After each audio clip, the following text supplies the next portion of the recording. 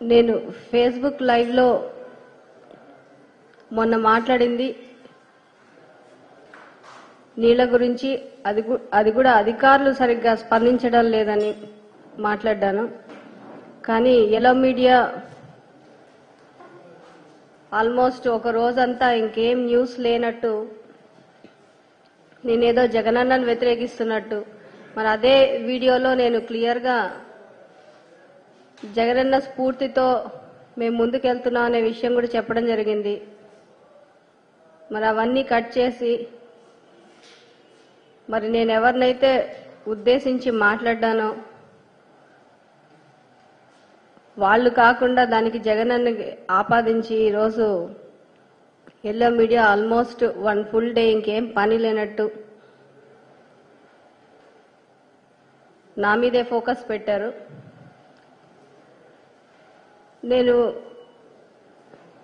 2014 elections కన్నా ముందు జగనన్నని కలిసినప్పుడు ఫస్ట్ ఇంప్రెషనే ఇలాంటి నాయకుడితో మనం ఫ్యూచర్ ఇలాంటి నాయకుడితో నడవాలి. దానికి కారణం ఏంటంటే ఆ రోజు మాతో డిస్కస్ చేసినప్పుడు ఆయన విజన్ ఏంటి, రాష్ట్రంలో ఉన్న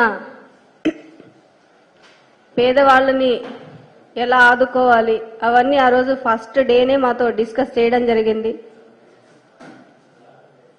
అది నమ్మే ఈరోజు మేము పార్టీలో ఇన్ని సంవత్సరాలు కూడా ఆయన వెంట నడిచాము. మరి వారి కుటుంబ సభ్యులాగా, ఆయన సొంత చెల్లిలాగా నన్ను చూసుకున్నారు. అదే లైవ్ వీడియో అంటే ఫేస్బుక్ లైవ్ అంటే ఒకసారి లైవ్ ఇచ్చిన తర్వాత దాన్ని మార్చేదేం ఉండదు.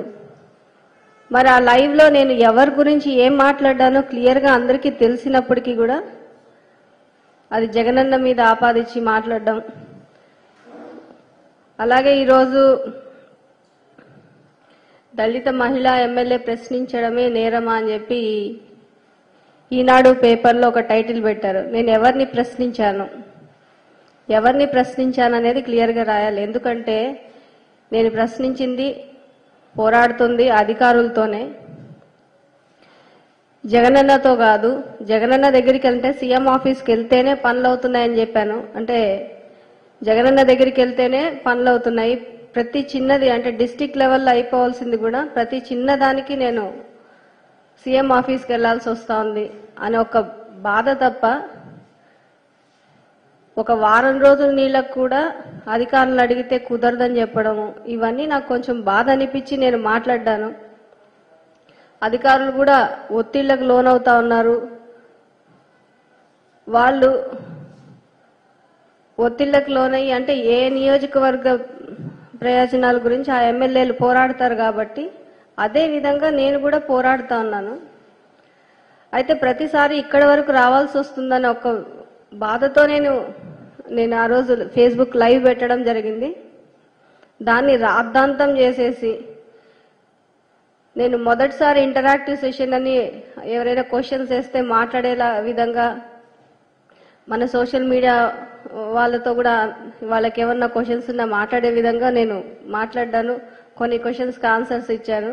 అవన్నీ కూడా వక్రీకరించుకుంటూ ఇష్టం వచ్చినట్టు మాట్లాడ్డారు. అసలు నేను జగనన్నని వ్యతిరేకించినట్టు, పార్టీని వదిలిపోతున్నట్టు, అంటే నేను ఏదో పెద్ద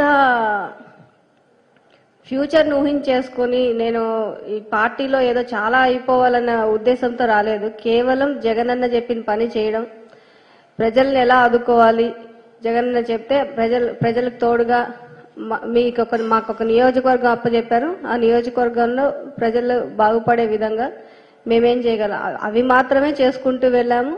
అది మాత్రమే నేను వర్క్ చేశాను. మరి ఈరోజు అలాంటప్పుడు నాకు చాలా ఫ్యూచర్ నేనేదో ఊహించుకోలేదు, నేనేదో మంత్రి అయిపోవాలనో ఇంకోటో ఇలాంటి ఆలోచనలు కూడా నాకు ఎప్పుడూ లేవు.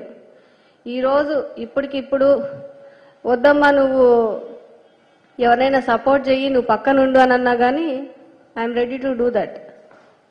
అంత మేము విధేయులుగా ఉన్నప్పుడు ఈరోజు పార్టీని వీడిపోతా ఉన్నారు, జగనన్నను వ్యతిరేకించారని మాట్లాడడం నాకు చాలా ఆశ్చర్యంగా ఉంది.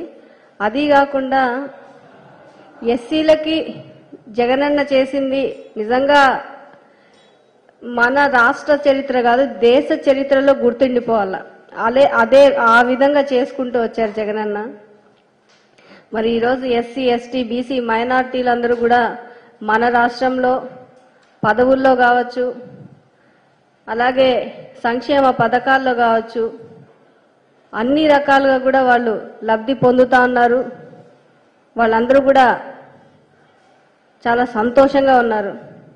మరి అలాంటప్పుడు ఈరోజు ఏదో కొత్తగా నేను దేని గురించి మాట్లాడ్డానో అది మాత్రమే రాయండి, దాన్ని మీరు పార్టీకి జగనన్నకి ఆపాదించకూడదని చెప్పి నేను మీకు సీరియస్గా వార్నింగ్ ఇస్తున్నా.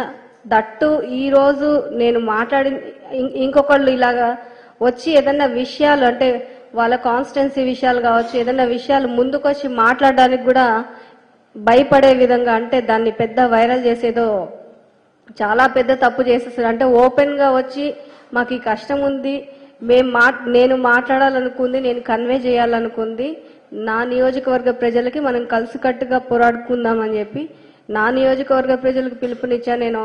అలాగే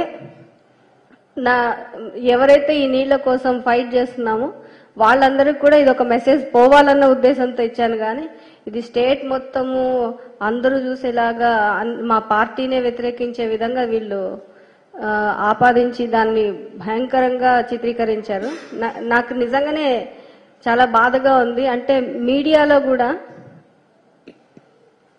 ఒక ఎస్సీ మహిళ వచ్చి మాట్లాడితే ఎల్లో మీడియా ఇంత అంటే పాయింట్ అంతా డైవర్ట్ చేసేసి ఇంత వాళ్ళ స్వప్రయోజనాల కోసము వాళ్ళేదో చంద్రబాబుని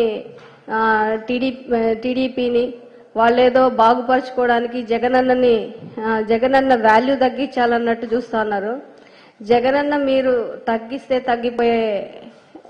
తగ్గిపోయేది వాల్యూ తగ్గిపోయేది ఏముండదు. ఎందుకంటే మీరు విత్తనం వేసి భూమిలో నాటితే చెట్టుగా మొలుస్తాడు, బంతని కొడితే డబుల్ స్పీడ్ లో పైకి వస్తాడు. సో మీరు ఎన్ని చేసినా ప్రజలకి ఎవరు మంచి చేశారనేది ఈరోజు మన రాష్ట్రంలో అందరికీ తెలుసు. ఇట్లాంటి రాతలు నువ్వు 100 కాదు రోజు రాసుకున్నా కానీ ప్రజలు నమ్మే పరిస్థితుల్లో లేరు. ఎందుకంటే ఈరోజు ప్రజలు ఎక్స్పీరియన్స్ అవుతా ఉన్నారు జగనన్న పాలనని. అంటే ఇదేదో నేను చెప్పడమో, మేము గడప గడప చేసినప్పుడు